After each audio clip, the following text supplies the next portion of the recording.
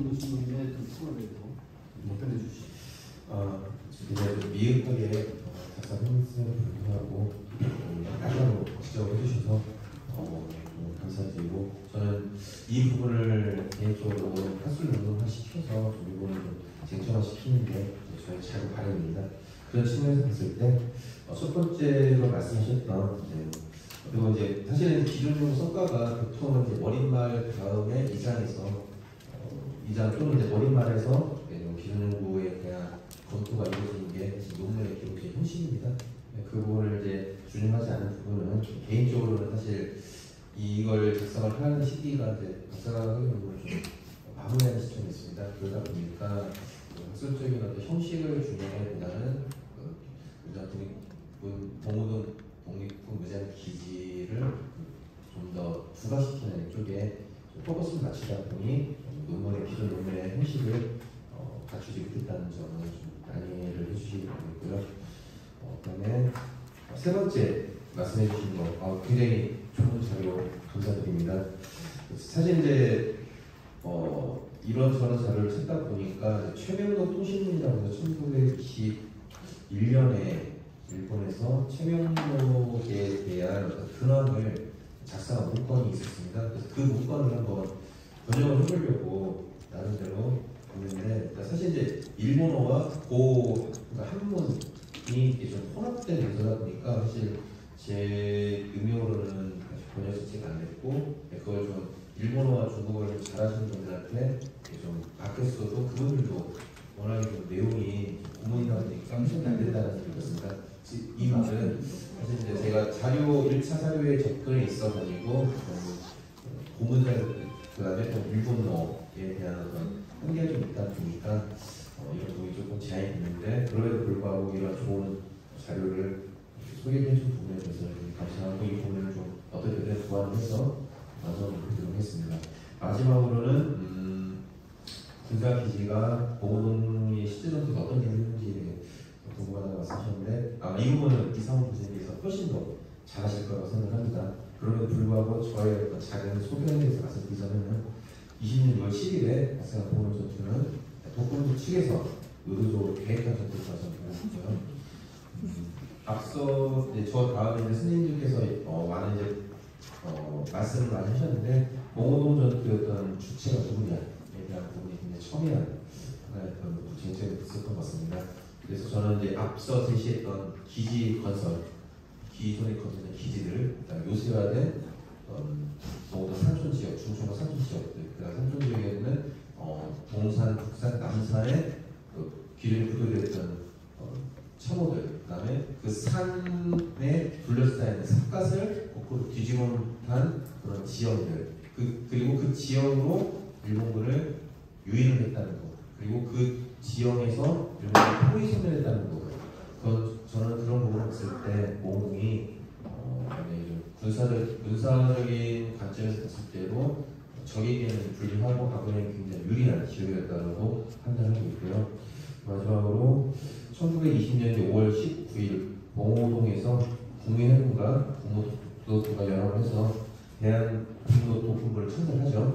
그 지역을 진정으로 삼은 것은 사실은 홍범도 장군의 어떤 역할을 비하는 게 아니고 그분은 평안의 의미가 아니라 아마도 수년간 그곳에서 살아왔던, 그리고 그 지역을 누구보다도 정확히 파악을 하고 알고 있었던, 그리고 사전에 철저하게 준비한 그곳에 있었던 국무도독부, 기존의 국무도독부 소속의 독립군, 그리고 최원산 최순동 형제의 역할이 결정되었다고 생각을 합니다.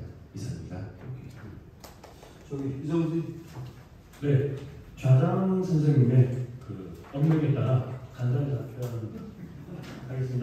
예를 들어서 동화 사용했다는 이런 것들도 좀 남아 있습니다.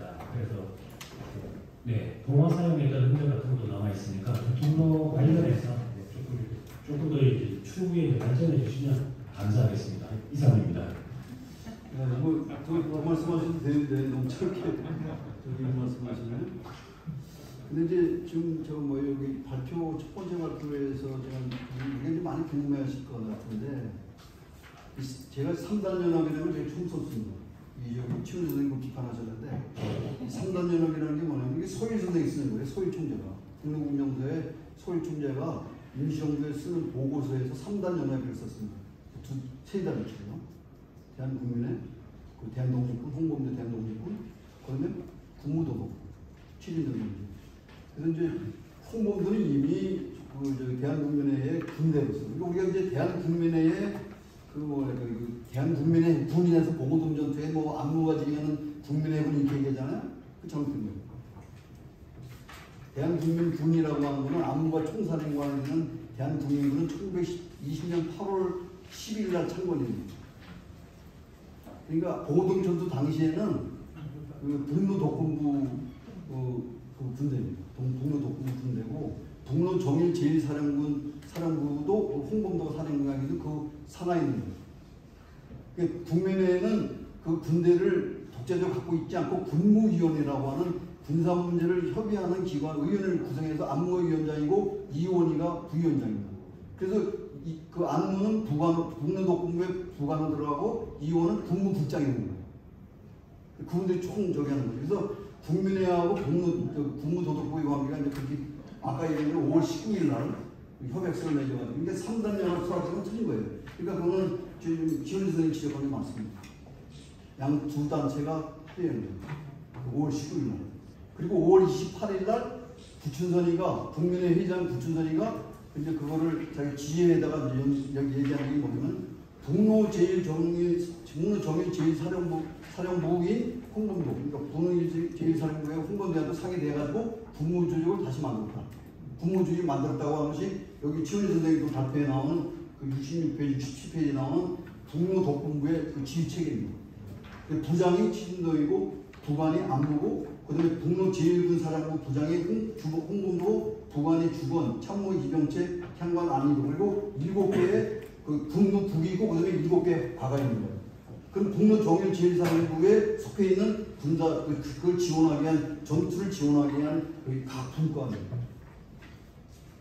그 부분을 정확하게 얘기했는데 좀 최 선생님 그 부분에 조금 제가 볼 때는 오해보다 잘못 해석한 부분이 있습니다. 그 부분을 좀 저기 했으면 좋겠고, 그래서 3단 연합이라는 거는 제가 그 소일 선생님이 얘기합니다. 소일 총재가 제가 그게 만드는 변호가 아닙니다. 그래서 세계 단체로 보면은 대한국민회하고 대한독립군, 이게 홍범도가 러시아에서 들어올 때는 이미 대한독립군이라는 명칭을 가득 들어왔습니다. 이동희 선생이 블라디보스토크 군정부를 만들면서 홍범도에게 지령을 내려서 저기를 내려가지고 대한독립군 총사령관으로 북만주에 가서 독립군을 통합을 해서 독립전쟁을 일으키라고 된 겁니다.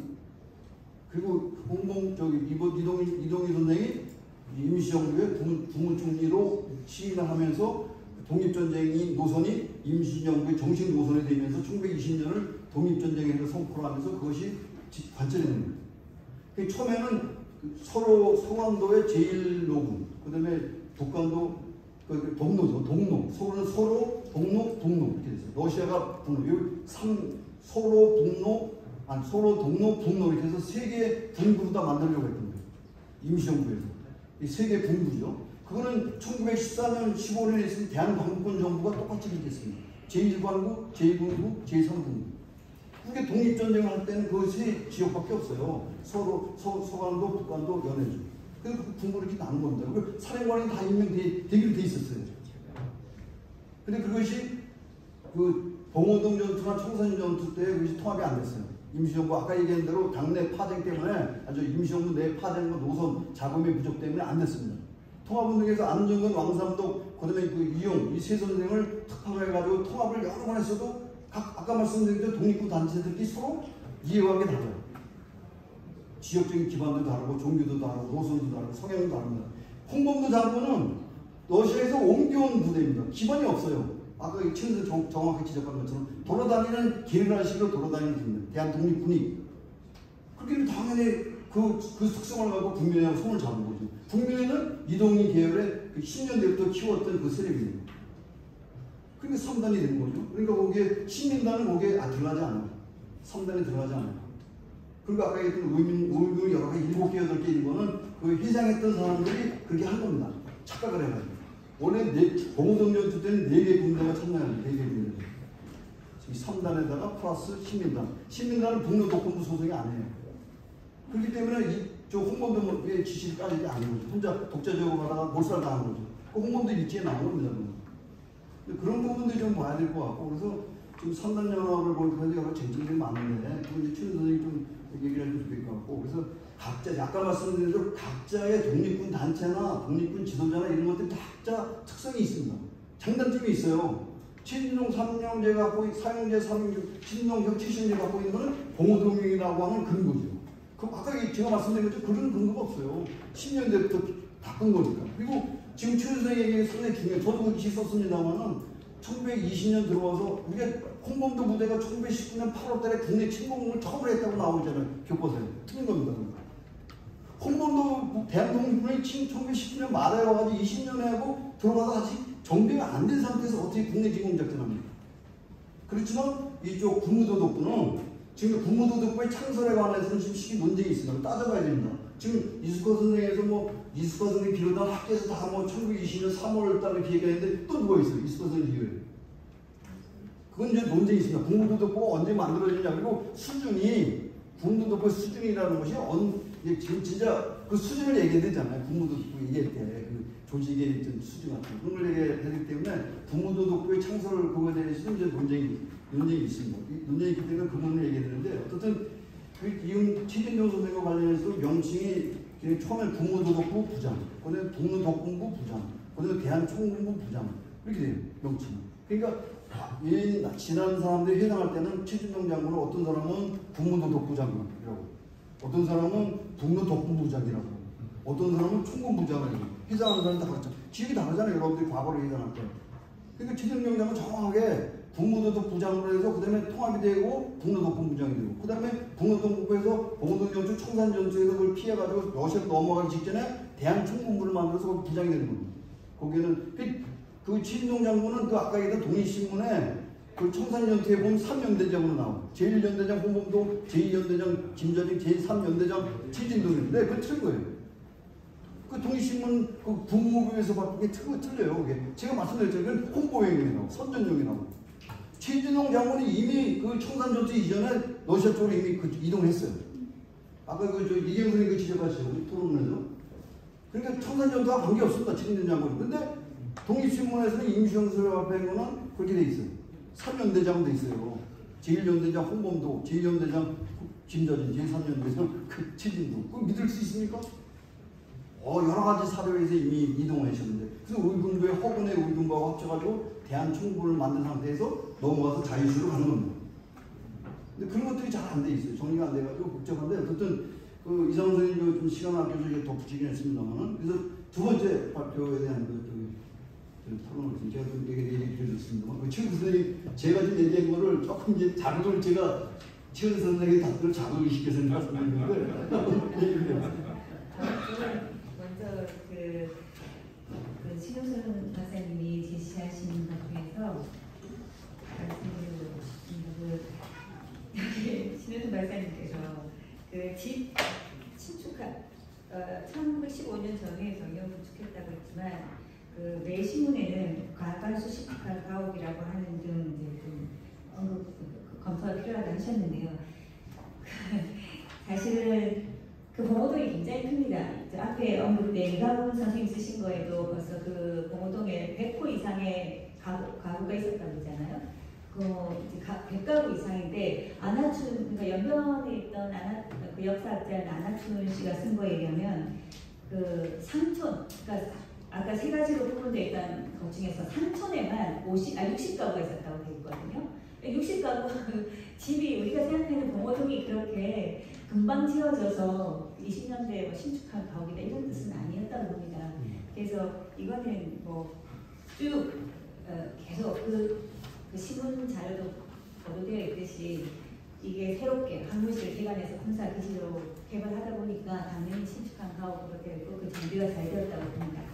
그리고 또 도독에 대해서 얘기를 하시는데요. 도독 용어와 관련해서 군사 지휘관 얘기를 하셨는데 지휘권을 보유하고 있다고 해서 통솔권자가 현장 지휘권자가 되는 건 아니다. 당연히 분리될 수 있다. 이런 말씀을 하셨는데 그건 분명히 이런 뜻이 토론자께서는 최진동 장군이 사령관은 맞지만 현장 지휘권자는 홍범도일 수 있다 이 말씀인 것 같습니다. 발제에서도 말씀드렸듯이 네, 그 홍범도 장군일 수도 있지만 그 지역 신문을 이양한 봉오동 전투와 관련해서 생각해 보면 충분한 시간이 없었다는 것, 그리고 그 전술과 전략도 그 이전에 훨씬 이전에 짜여졌을 거라는 것, 홍범도 오기 전에. 그리고 또 하나 더 말씀드리면은 1920년 7월에 인정하면은 이용이 구친선에게 보낸 편지가 있습니다. 여기 이렇게 되어 있습니다. 이 사관학교로 건립하려는 문제를 이제 이곳에서 홍범도 씨와 허근 씨와 면담하고 학교 경영에 대해 논의한 바 양 씨는 그러니까 두 사람은 오직 좋다고만 언명하니 과연 실정을 알지 못하므로 방우룡 씨와 협의해서 학교 위치는 이청배로 했다는 천지 내용이 있습니다. 여기서 분명한 표현이 실정을 알지 못한다 이런 표현이 있습니다. 그 홍범도 장군이 정말 훌륭한 교수이고 총을 잘 쏘시고 독립운동에 앞장서서 하셨고 용감한 분이셨던 건 맞지만 말씀드렸듯이 봉오동 전투에서 총 지휘자였을 거다. 이 부분에 대해서는 다시 한번 말씀드리겠습니다. 도덕과 구분해서 말씀하신 것에서 첨부합니다. 네, 그리고 토성에 관해서도 봉오동 전투 상부에는 뭐 단장이가 나와있다 이렇게 하셨는데 네, 어떻게 지적해서 검토가 필요하다고 하셨는데요. 토론분에 제가 뭐 발표하는 이유도 학자들이 검토해달라는 것입니다. 그래서 그 검토의 시작이 뭐 군사적인 지식이 없는 저술자가 했으니까 의문을 던져서 문제를 삼고 시작을 하셔도 좋고요. 뭐 학문적 탐구든 역사적 진실 찾기든 학문적으로 아무튼 연구해달라는 표현이었다고 받아주시면 감사하겠습니다. 토성에 대해서는. 그리고 뭐 전략에 대해서도 질문을 하셨는데 글쎄 저는 제가 이 독립운동사 자료를 찾다 보면 우리 독립군들은 어디 이동을 하게 되면 제일 먼저 하는 일이 사관학교를 건립하는 일입니다. 네, 군사를 독립군을 기르는 일이 제일 우선한 일이었습니다. 그것이 어떤 전략이었느냐? 그거는 저는 뭐 대한민국이 우리 군대를 받는 것과 같은 전략이라고 생각합니다. 우리가 독립군에 대해서 이렇게 우리가 군력 선임해서 나오면 보통 이제 그 일본은 무조건 우리가 아까 말했죠 조선 독립단체 절대 대한민국을 인정하지 않습니다. 그렇지만 우리 독립군에게 그 자료를 보면 독립군은 사실은 뭐 인정과 상관없습니다. 사실은 그 3.1 독립 만세로 우리 대한민국이 건립됐다고 독립군들은 다 믿고 내년 3월 1일이 되면 크게 축하식을 합니다. 대한독립 어디 가나 그들이 연해주에 있었던 일산에 있었던 어디 있었던 3월 1일 날 독립군 전체가 모여서 대한독립 독립 축하식을 하거든요. 만세를 기념하는 게 아닌데 독립 축하식을 했었고 우리 독립군들은 자기가 대한민국 군인이라고 생각했습니다. 그래서 그런 의미에서 그 전략이라는 것은 우리나라와 군대를 받는 것과 똑같은 전략입니다. 우리가 군대를 가진 나라임을 알리는 것입니다. 그리고 가지고 독립운동을 하는 것이죠. 나라를 위해서 이상입니다. 근데 아까 그 최은순 선생이 네. 이제 홍범도 장군, 제가 이제 홍범도 기념사업회 전문위원으로 있습니다만 그래서 그런 건 아니고 학자로서 말씀드리는데 홍범도 장군이 봉오동 전투에 퇴각을 해가지고 전투에 전혀 참여하지 않은 것처럼 썼어요. 그죠? 그리고 이제 전투가 끝난 다음에 이제 그 많이 인용되는 거지만 신병 장군이 질책하는 문제. 그거에 조금 예고하겠습니다. 홍범도 장군이 우리 지금 지휘 문제는 논쟁이 있습니다. 지휘 문제. 저는 이제 지휘 문제에서 분명히 우리 다른데 최윤 선생이랑 그 입장이 다른데 이게 이제 청산전투도 마찬가지예요. 청산전투에서 우리 북로군용사가 중요한 역할을 했다고 그러잖아요. 그럼 거기 서일 총재가 있죠. 거기 지도부가 있죠. 행정부가 있잖아요. 그럼 북로군용소의 청산전투에서 기여를 얘기할 때 그럼 서일 총재 거기 안 빠져. 얘기를 별 강조를 안 하죠. 거기 김자진하고 이본석밖에 없죠. 보통 우리가 쓰잖아요. 똑같아요. 봉오동 전투의 경우도 북로 독공부 부장은 그런 겁니다. 그 독립군 단체라는 게 군사 전투만 하는 게 아니잖아요. 전투 전담하는 게 있고 그걸 뒷받침하는 행정조직이 있습니다. 북로 독공부가 그렇죠. 그리고 일반 주민들을 상대로 하는 순수한 민사 문제, 행정 문제는 대한국민회가 담당하는 거예요. 북로 독공부는 그야말로 군사 단체. 군사단체인데 거기도 군사를 하기 위한 약간 7개 과가 있었잖아요. 국무국이 그걸 지원하는 거죠. 그러니까 거기는 국무국이나 그 7개 과에는 국민의 사람들도 들어있고 북로 도독부 사람들도 들어있어요. 분류대군이. 물론 홍범도가 전체 사령관입니다. 그 전투를 하기 위한 거예요. 그러니까 북로독군부에 예를 들면은 최진동 장군이 봉오동전투대 부장이기 때문에 여기 총사령관이랑 독립신문의 그 표현이 문제가 된 겁니다. 사령관이라는 명칭이. 아까 얘기한 것처럼 독립신문의 신문이라는 걸 조심해서 봐야 됩니다. 명칭이 개의치 않습니다. 다 자기들이 통합이 된 거는 1920년 10월 청산전투 끝난 다음에 통합이 그냥 돼요. 이미 상황이 종료된 후에. 그 안정근이가 그걸 통합회의를 해가지고 거기에 보면은 전체 동로사령관인 최영이고 거기에 뭐 조성환 해가지고 자기들이 처음 생각했던 구도대로 북한도 지역이 통합이 됩니다. 각 연대장이 다 있어요. 근데 그렇게 안 된 거예요. 청산전투 끝날 때까지. 서로 통합이 안 된 상태에서 각계로 각자 도생을 한 겁니다. 우리 험악한 말로 하면. 근데 그러니까 서일 총재와 김전빈와의 관계에서 북로문제와 그렇듯이 북로독군부의 최진동과 그 제2사령관의 홍범도 관계 그런 겁니다. 그렇게 보면 그 지휘체계라고 하는 것이 그렇게 이해를 해야 되는 것이지 그냥 뭐 봉오동전투에서 부장이고 홍범도가 그 아랫사람 교육적으로 아래죠. 서열상으로 보면 분명히 부장보다는 사령관이 낫죠. 사령부장이 낫죠. 우리가 서열로 보는 건 아니잖아요. 그러면 청산전투에서는 서울총재를 강제로 해야죠. 마찬가지예요. 물론 이제 다른 건 있어요. 그 청산전투 때는 서울총재 행정부는 그 총재부는 따로 움직였죠.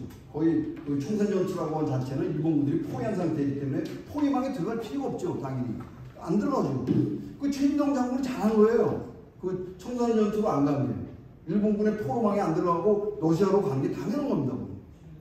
그게 청산전투에 참여를 안 했다고 그래가지고 그게 무슨 문제되는 건 아니죠. 그래서 그 문제가 있고 그래서 지금 이제 그 관계 홍범도의 관계 문제에서 지금 너무 이렇게 최진동 여기 저는 그렇게 저기 발표해서 두 분이 최문산 최진동 이렇게 쓰시는데 최문산 쓰는 게 어떤 거죠 싶어요. 객관성 확보하기 위해서 왜 동생을 위에 올리고 물론 그 선뜻 저는 그런 것에부터 좀 조금 조심해야 될 테라고 생각합니다. 다 후손들이 글을 쓸 때는. 그래서 우선은 그 제가 지금 질문한 문제인데 그 이제 지금 워낙 중요한 문제를 제기됐기 때문에 그 홍범도와 그 이제 최진동의 관계인데 그 봉오동 전투 자체에 대한 성격도 마찬가지고요. 그러니까 진짜 홍범도 장군이 봉오동 전투 당시에 계속 저기 태강 명령만 내고 전투에 참여하지 않았는지 그거 한번 답변해 주세요. 그렇게 좀 시간을 좀 극단적으로 말씀하셨는데 그건 아니고요. 어느 정도의 영향 네. 그 분명히 그 작년에 참전하셔서 하셨었거든요. 근데 제가 저희 할머니께서 어릴 때 이런 말씀을 진짜 하셨거든요. 이거는 할머니가 홍범도 장군을 뭐 지금처럼 그 당시에 할머니가 말씀하실 때 제가 어렸을 때는 그 당시에는 봉오동 전투도 언급이 없었고요. 학계에서든 교과서든 어디에도 봉오동 전투도 없었습니다.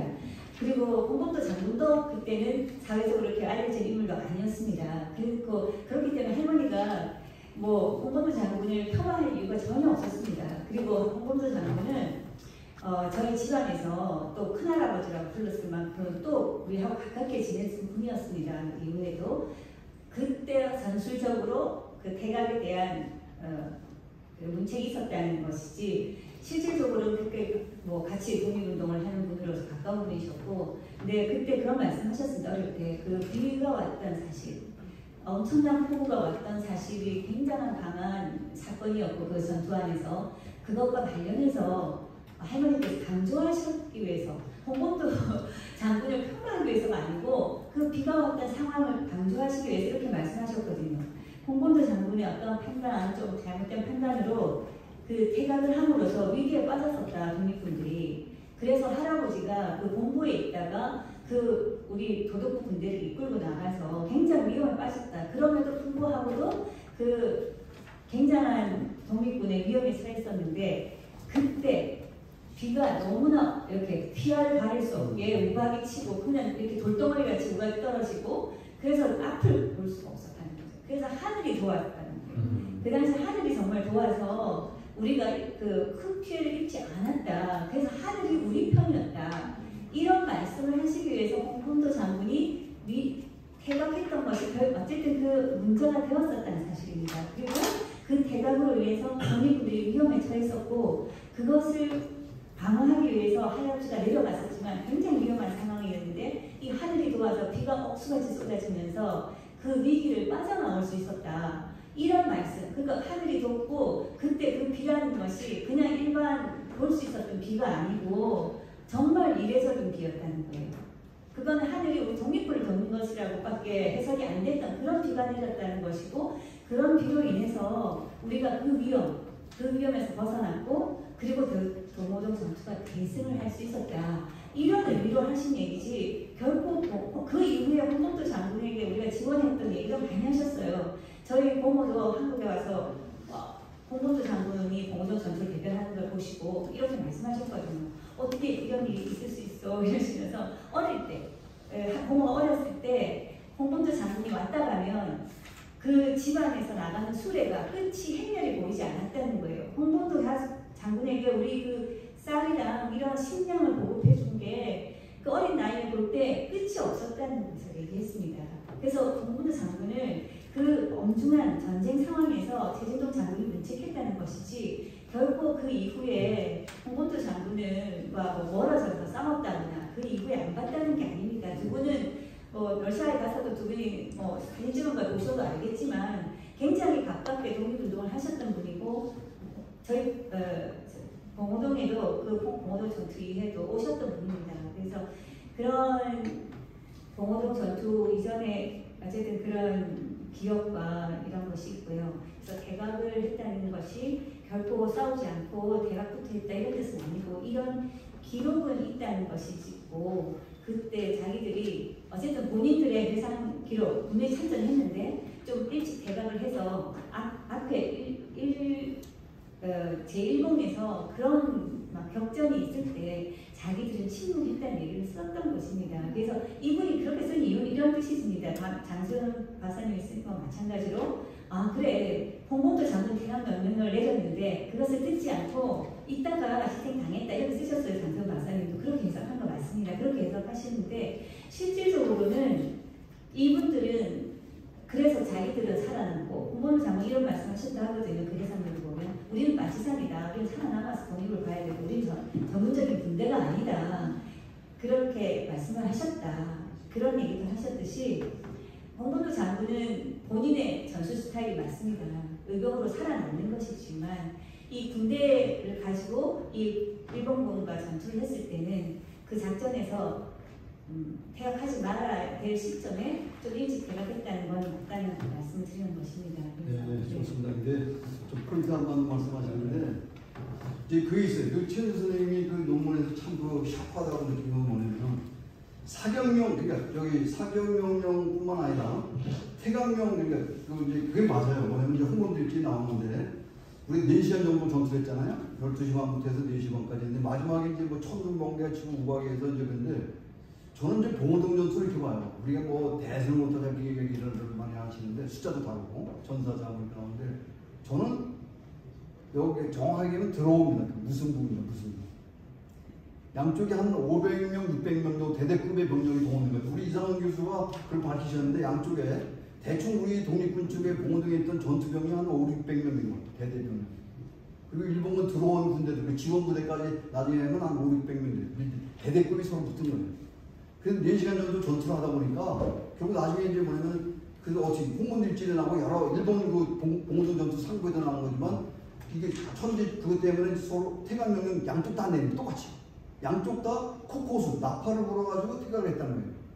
그럼 무슨 얘기냐면은 홍범도 부대가 제대로 한 겁니다. 홍범도가 제대로 한 거예요. 만약 홍범도가 퇴각명령을 내렸다면 그 상황에서 피해가 구별 안 되는데 계속 전투한다는 건 그건 말이 안 되는 거예요. 그래서 일본군도 퇴각하고 우리 독립군도 퇴각한 거예요. 그래서 그게 결국은 그것이 그 상태에서 된 거라고 봐야 되는 것이 그거를 퇴각했다 이렇게 보면 안 되고. 교수님께서는 그 비가 와서 퇴각을 했다 이렇게 말씀을 하셨지만 그게 아니고요. 지금 말씀드리는 거는 분명히 비가 오기 전에 퇴각했다는 게 해상기에도 나오고 저희 할머니 전문에 있습니다. 그래서 위험에 빠져서 그 위험에서 구출된 것이 저는 이제 그 홍범도 있잖아요. 제가 정말 해당되어가지고 네. 그러니까 이제 홍범도 장관이 근데 여기 보고 홍범도 일치는 당연히 본인이 아니 있었으니까 지금 질문은 홍범도 장관이 보고동지한테 한 바가 아무도 없어요?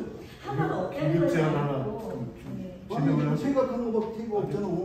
그런데 진행을 하시면 아니 그것도 좋습니다. 이제 논쟁을 제가 좀 안 하는데 예. 너무 중요한 문제라서 왜냐면 핵심적인 문제거든요. 근데 이거를 자꾸 놓쳐요. 논쟁을 끝내립니다. 근데 제가 여기서 자꾸 이제 서로 간의 이제 입장만 확인하고 끝내겠습니다. 그래서 세 번째 이기영 선생님 경험하시니까 제가 세 번째 넘어가겠습니다. 세 번째 거기 안 했습니다. 자, 그래서 세 번째 발표 이기영 선생님의 토론에 대한 저 저기 아니요. 답변. 아니 저 잠깐 아 제가 끼어들었구나. 그동안에 그 지시를 듣는 좀 뭐랄까 이렇게 진행하세요. 제가 진행은 안 했어요. 근데 한 가지 뭐 먼저 짚고 넘어가야 될 게 이 군사 전쟁이잖아요. 군사 행동이라는 거를 먼저 전제할 필요가 있는데 군사 행동에서의 그 의미를 명확하지 않은, 그러니까 분명하게 규정하지 않은 상태에서 그거를 그 이야기하면 자기가 원하는 대로 편찬하는 상황이 생깁니다. 예를 들면 봉오동의 그 독립군 기지라고 얘기를 하는데 봉오동의 군사적 가치를 어떻게 평가하냐에 따라서 만약에 그 봉오동의 군사적 가치를 여기를 국내 진공작전을 위한 전략적 거점이라고 판단을 하면 여기를 놓치면 안 되는 곳이죠. 그러면 사수를 해야 되니까 여기서 절대 철수하면 안 되고 어떻게든 전략적 거점이니까 버텨야 되는 고수방어를 해야 되는 지점이고요. 근데 여기가 그런 게 아니라 여기는 지피나 지옥기처럼 경고를 하고 잠깐 거쳐가는 지점이라고 생각을 하게 되면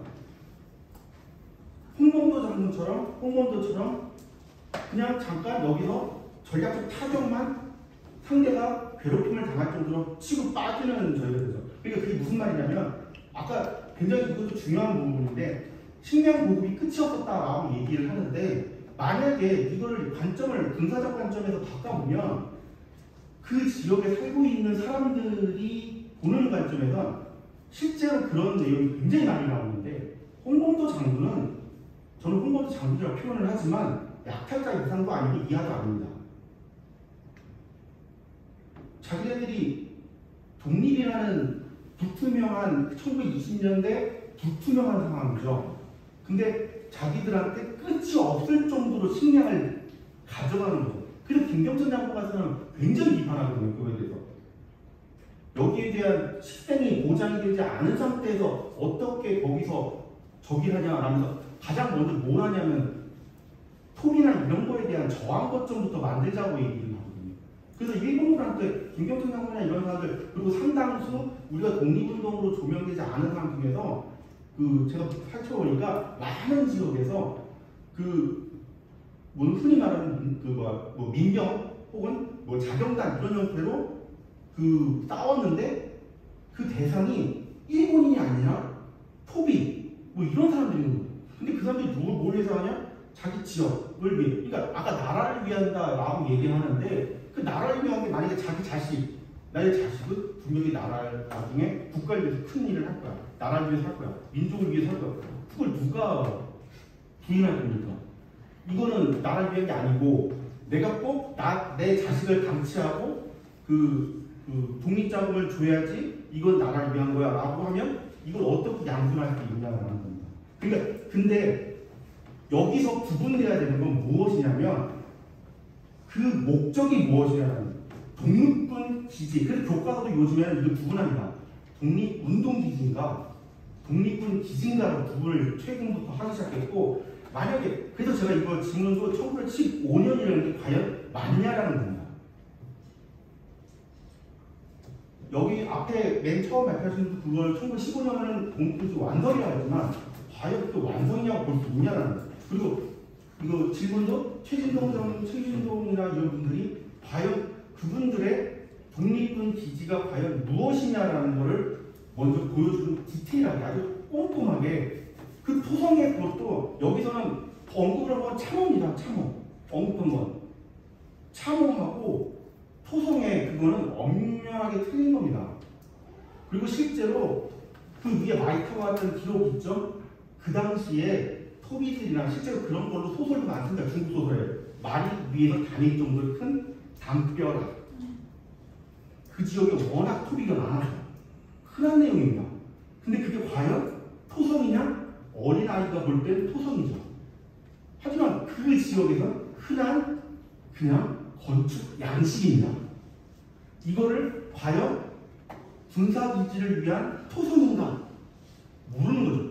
그걸 하기 위해서는, 구분하기 위해서는 과연 최진동 장군이나 최진동 최원장 그분들이 어떤 목적으로 그 토벽을 만들었는지를 구분할 필요가 있다는 거죠.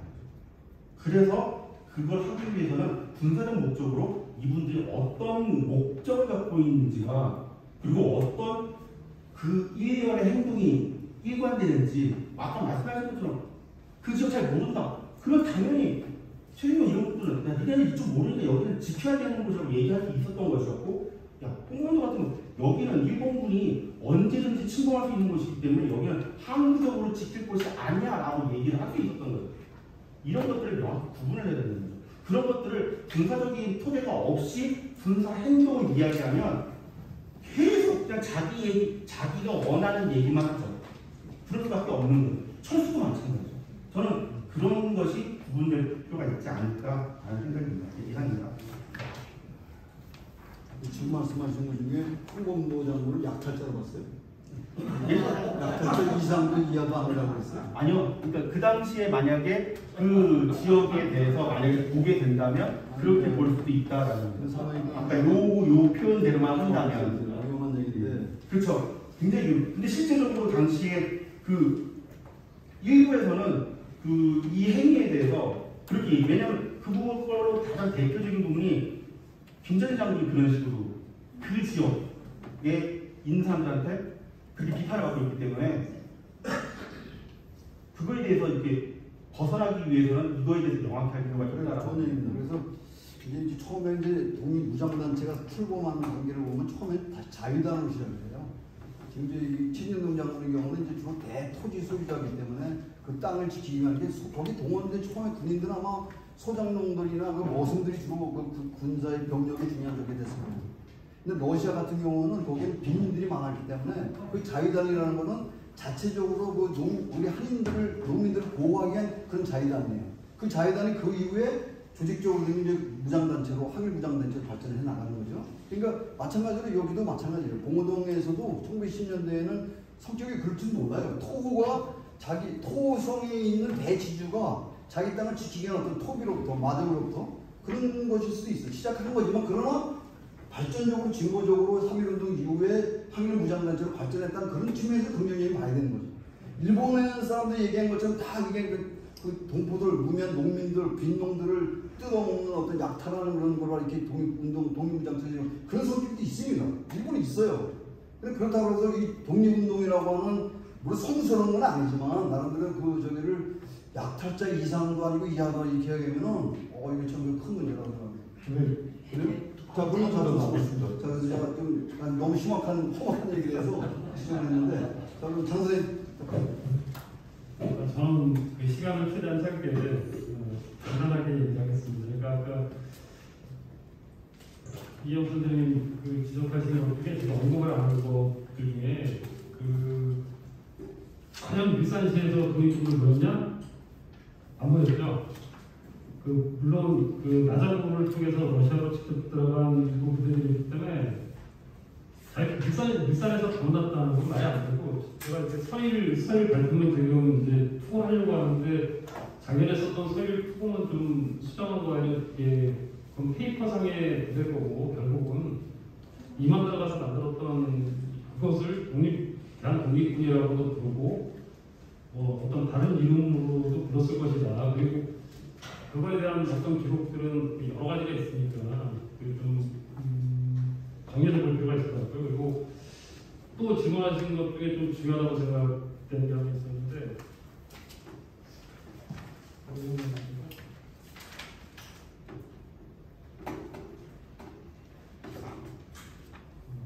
잘 기억이 안 나고요.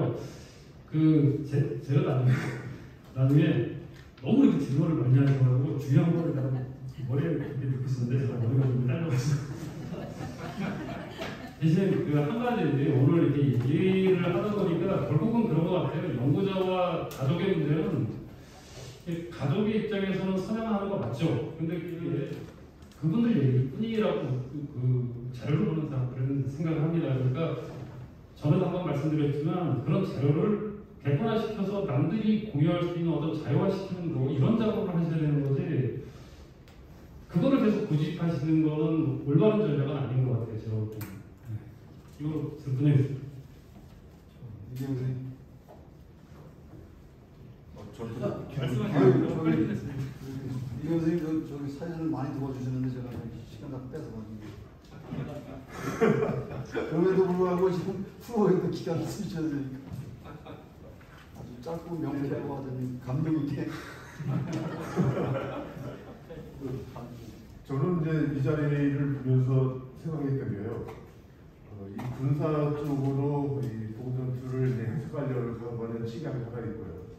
그러니까 저희 같은 경우는 문헌을 통해 역사를 중화했던 사람들은 군사적인 어떤 작전적인 것보다는 이제 그 당시 상황을 토대로 해서 역사를 재구성하려고 하는 측면이 분명히 다르단 말이죠.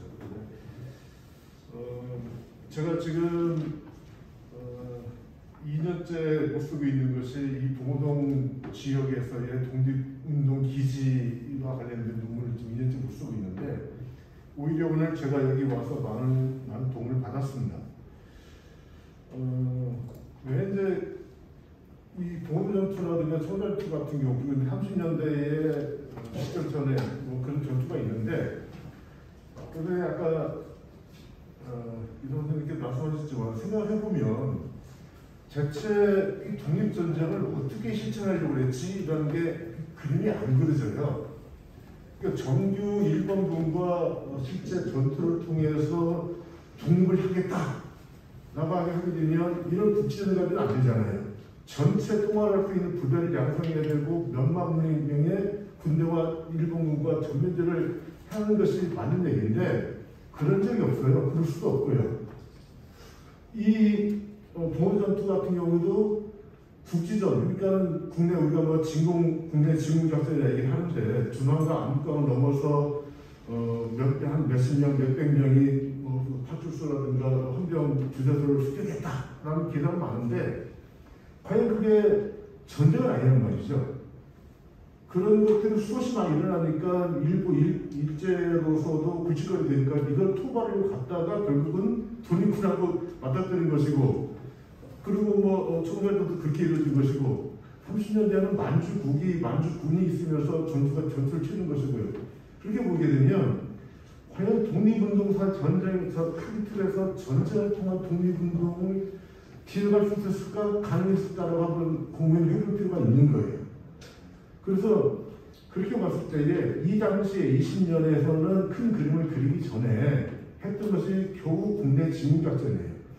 국내 진공작전도 이 이후에 20년 중후반 넘어가게 되면 많지 않아요. 왜냐하면 결국 국내 진공작전 하려면 압록강 두방을 건너야 되는데 거리가 가까워져요.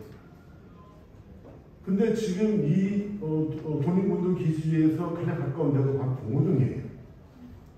두방강 건너서 그래서 1920년 3월, 4월, 5월 달에 국내 진공작전이 활발하게 이루어지는 것도 가장 그런 이유가 있는 거죠. 그래서 이것을 우리가 현양하는 것보다는 우리 전체 독립운동사에서의 위치, 자리매김, 그리고 거기에 대한 평가가 중요하다고 봐요. 그래서 이제 이 봉오동 전투 기지 같은 경우도 보면 그래서 이제 이 최준종이라는 사람이 언제 이 민족의식이라는 게 형성됐을까 하는 것도 중요하고요. 그리고 현실 문제를 어떻게 타개하려고 했던 그 방법 전환하는 것도 중요하다고 봐요. 저는 그 시기가 언젠가, 그 시기는 1919년 그 전이라고 봐요. 독립운동에서 가장 큰 획기적인 것이 3년동입니다. 3년동 어떤 사람은 실패했다고 그러는데 아닙니다. 그것은 어마어마한 큰 변혁을 가져온 것이고요. 그리고 많은 사람이 독립운동에 끼어들게 많이 만들었고 독립군이 만들어지기 계기가 됐기 때문에 3년도 어마어마한 사건인 건 맞습니다. 그래서 아마 최준종이 남대 민족의식을 가지고 변화됐던 시점은 아마 1919년 전후가 되지 않을까 싶고 그래서 독립 이 기지, 그러니까 이 동호동이라고 하는 것이 건설되고 독립군 기지가 되는 것은 아마 나중에 제가 이제 독립운동 기지 공부할 때에 지금 어떤 걸 하려고 하냐면 유형화시키려고 해요. 지금 아까 이제 우리 김자재 서대파 얘기하겠지만 이것은 김자재는 충청도 훈흥 사람이에요. 훈흥 사람이 만주까지 가서 어떤 기지를 만든다는 건 쉽지 않은 얘기예요. 그런데 이 최진동은 이미 기반을 가지고 있어요. 기반을 가지고 있는 사람이 무장화시킨다고 하는 그 전에 자위대라고 하는 마적을 이게 뭐 어떤 그 만주 쪽에서 마적이 흉행했기 때문에요. 이제 마적을 한테 이제 보호하기 위한 단위로서의 자위대가 있었고 무장을 가지고 있었어요.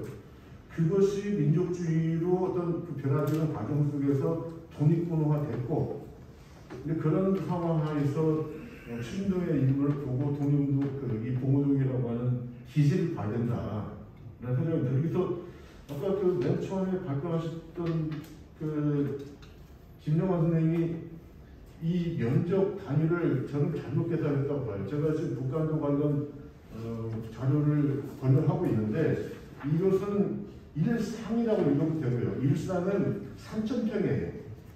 그래서 이 몇백만 명 당연히 나올 수가 없어요.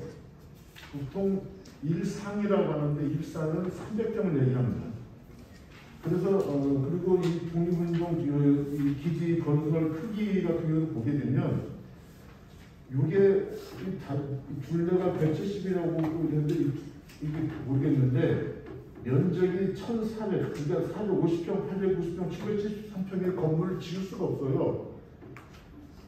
이게 저희가 군에서 막사를 생각하시면 편하지 않을까 싶어요. 한 막사에 저희가 할 때는 일개 한 소대 정도가 일개 소대 좀 들어가면 4,50밖에 안 돼요. 그러면 여기에 주둔했던 군사가 몇 명이었느냐?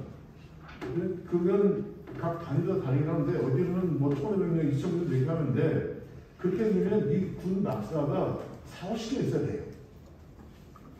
이 추정지 가지고는 안 돼요. 그래서 실제로 이게 밝혀지려면 군 병력이 한 몇 명 정도 있느냐, 물론 그거 자세하지 않지만 한 최진동 한 7, 8명 정도 있다고 그러니까 저는 그것도 전체가 부대 전투원이라고 생각 안 해요. 왜냐하면 결국은 독립군이가 되려면 이 몇백 명을 넣을 수 있는 양식이 있어야 될 거 아니에요. 그럼 농사 짓는 사람도 있어야 돼요. 그래서 독립운동 기지는 병력 위치가 많고요. 둔전병제도 많이 운영이 됩니다. 그러면 여기서 일하는 사람들도 있어야 될 거 아니에요. 이게.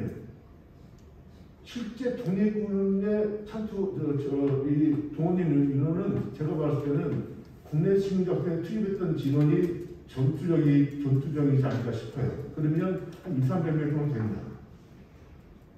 그래서 이것은 모든 이제 이 정황상으로 저희가 확인할 수 없겠지만 과연 이제 합리적으로 이성적으로 이걸 접근해서 실체를 밝히는 것도 중요한 연구 목적이지 않을까라는 생각이 듭니다. 끝입니다. 죄송합니다. 오늘 잘못 붙였네요. 김영환 선생님께도 붙여야 됩니다. 자, 지금 뭐 10분밖에, 5분밖에 안 남았네요. 그래도 플로우의 기회를 드리겠습니다. 자, 그래서 뭐 어느 정도 될지 모르겠지만, 선생님을 지적하시고, 답변을 원하시는 분을 지적하시고, 그런 말씀하시고, 그 답변 하시는. 박영규 선생님, 박영규 교수.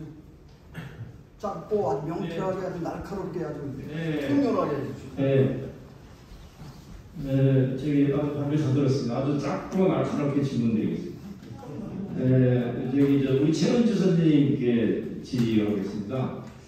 그 논문의 양이 대단히 많은데 두 개별로 나누어서 제가 권하고 싶은 것은 역사 학술지가 있고 또 역사 교육에 관련된 그 잡지가 있어요. 그래서 이 부분은 지금 그 역사 교육과 관련된 학술지가 있습니다. 그래서 여기에 기고를 하시는 게 좋을 것 같습니다. 제가 보기로는 굉장히 연구사 정리가 잘 된 좋은 글로 보입니다. 아울러서 지금 그 선생님이 지금 말씀하시는 그런 오늘 내용을 지금 우리 전국에 대학의 교수들만 독립운동을 연구하지 않습니다. 그 전교조의 그 역사 교사들이 전국에 굉장히 많습니다. 그리고 전국 역사 교사 모임이 있어요. 그래서 이쪽의 단체와도 연결을 해서 지금 우리 천 선생님이 말씀하신 그 내용을 널리 알릴 필요가 있어요. 그렇게 되면은 지금 그 역사 선생님들이 지금 우리 거민지 교과서 9종인데 그 교과서를 쓸 때 선생님들이 굉장히 합리적이에요. 그래서 지금 저도 현장에서 거의 30년 가까이 가르쳤기 때문에 지금 최문상 장군에 대해서는 완전히 빠져 있어요. 그래서 이런 부분에 대해서도 우리 전국 역사교사 모임 집필진들에게 적극 얘기하시고, 더 중요한 것은 내가 하나만 더 지적할게요. 지금 저희들이 독립운동사를 학생들에게 가르칠 때 굉장히 이 부분이 연구가 안 됐어요. 그러니까 20년에 왜 산업운동이 끝나고 나서 봉오동 전투나 청산 전투가 터졌는가? 이때에 전투 준비된 상황에 대해서는 전혀 얘기가 없었어요. 무슨 그건 말이 안 되는 거거든요. 그런데 지금 어떻든 간에 청산 기념사업회에서 지금 새로운 문제 제기를 했기 때문에 이런 부분에서 계속해서 어떤 가정을 홍보한다고 저는 그렇게 보지 않습니다. 저는 오늘 지금 선생님 처음 배웠는데 독립운동 장군의 손자지 않습니까? 다 우리가 주인이에요. 그래서 이런 부분에 대해서 계속 얘기를 하면은 봉오동 전투가 터지게 된 배경에서 이렇게 준비가 됐구나. 이 군대가 양성이 되고 이런 부분들이 교과서에 저절로 반영이 될 겁니다. 그런 질문을 드립니다. 이상입니다. 아니 감사. 그럼 잠깐만 종합해서 그러면 춘 선생 하나 맞고 그다음에 저기 선생님. 손 드시네 선생님 말씀하세요. 간단히 자기 소개해 주셔도 좋잖아요. 짧게. 여기 박영규 교수님 지금 어디 소속이 어디예요? 저는 민현입니다. 민정문제연구소 연구위원. 네. 박영규 교수. 네, 저는 광고위원 이승봉입니다. 오늘 소위 아무것도 모르는 사람이 이 세미나에 와서 좋은 말씀 많이 배워가고 많이 경축을 했습니다. 그런데 이제 사실 우리 유족 입장에서는 우리 최은주 선생께서 말씀하신 거 이거를 충분히 우리 학자님들이 고려해서 이 구전으로 내려온 거 이게 아주 중요하다고 저는 생각합니다. 네? 할머니들이 우리 우리 말씀해 주신 거 그리고 이제 그런 걸 이제 우리 학자님들이 좀 연결해 주셔서 좀 해주시고 그리고 또 무슨 취미를 했니 이런 말씀이 있는데 그게 그 시대를 우리 학자님들이 좀 깊이 아셔야 될 것 같아요. 적과 동침한다는 말이 있잖아요. 네, 그 시대에는 어쩔 수 없이 그럴 수도 있었던 거고요.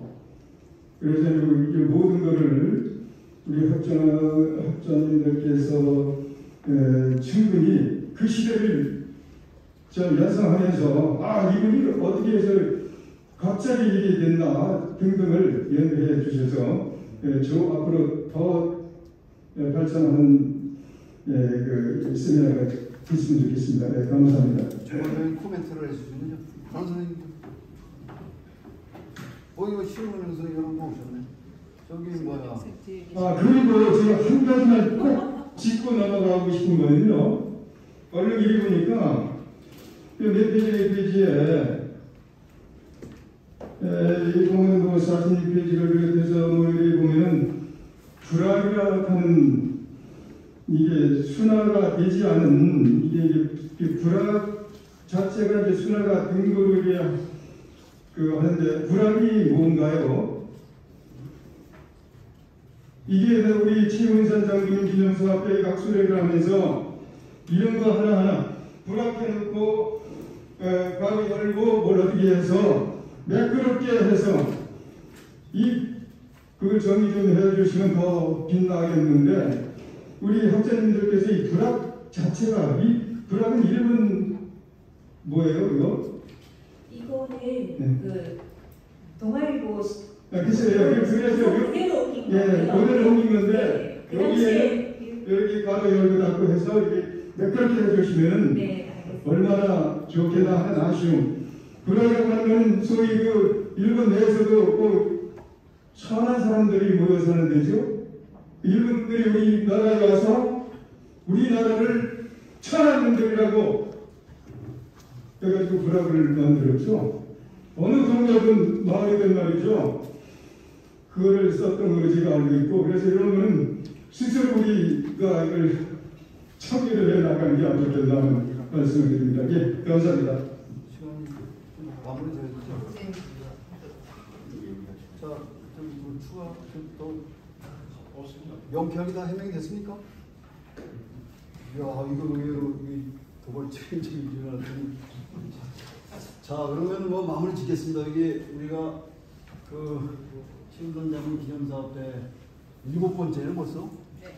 그럼 제가 보는 가운데도 여러 번 해보는데 어쨌든 국립군기지 봉오동의 주역 최진동과 최원관 형제께서 세 분의 발표, 기관 발표를 들었습니다. 어쨌든 오늘 어쨌든 문제제기 차원에서 특히 이제 여러 선생님 중요한 지적들 제기를 해주셨는데 이들이 뭐 답변하고 논쟁할 게 많이 있습니다. 근데 이제 조금 발표문들을 좀 보시고 그다음에 이제 아까는 제가 조금 이제 저와 관련된 문제라서 제가 조금 이제 많이 말씀드렸는데 이게 좀 조금 이게 지금 기존의 성과 배우는 거에 오류가 많습니다.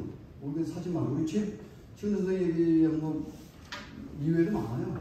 사실적인 것도 많고 그다음에 해석적인 것도 많고 그다음에 이제 그런 것들을 이제 지적하고 계속하는 건 좋은데 이게 팔로업이 안 되고 계속 끈질기게 뭘 한 문제를 물건으로 이렇게 이것이 잘 안 돼 있습니다. 그리고 우리가 학계라고 하는 것이 서로 이렇게 토론 같은 거, 특히 한국 학계 같은 경우는 보통 이 좀 토론 같은 거 좀 비판하고 이런 것들 별로 꺼리잖아요. 그러니까 꺼리다 보니까 서평 같은 것도 보면 이제 일반적으로 좀 이렇게 비판적으로 쓸 수 없고 그냥 총성일변도가 대부분 많고 그런 건데 그런 면에서는 이제 좀 이런 데는 비판적인 어떤 공격적인 어떤 그런 발표문도 좋고 이 토론을 좀 서로 열을 내더라도 그게 좋다고 생각하고 그래야만이 쟁점이 좀 부각된다고 봅니다.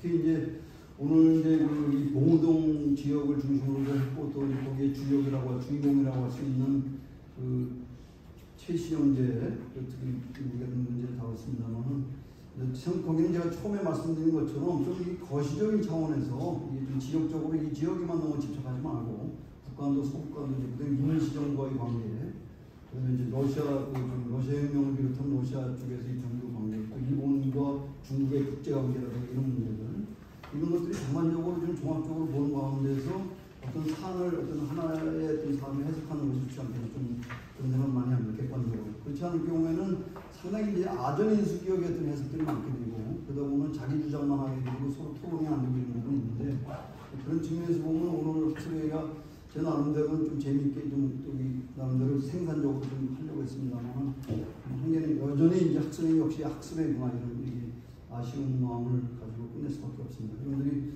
많은 궁금한 점들이 많이 있겠지만 이제 학술회의는 이 정도로 마치도록 하고 이제 마이크 보고 있습니다. 최영 선생님 정리를 했습니다. 네, 고맙습니다. 네, 박명희 교수께서 말씀해 주셨던 것처럼 많이 앉아 계시고 저희가 기념 촬영을 할 거거든요. 같이 나눠서 일단 네, 치우고 그러면 네, 말씀하신 것처럼 제가 거국적인 시각에서 좀 크게 정리를 하는 숙제를 함께 오늘 던져드리는 그런 세미나였다고 생각하고요. 저희가 끝나고 여기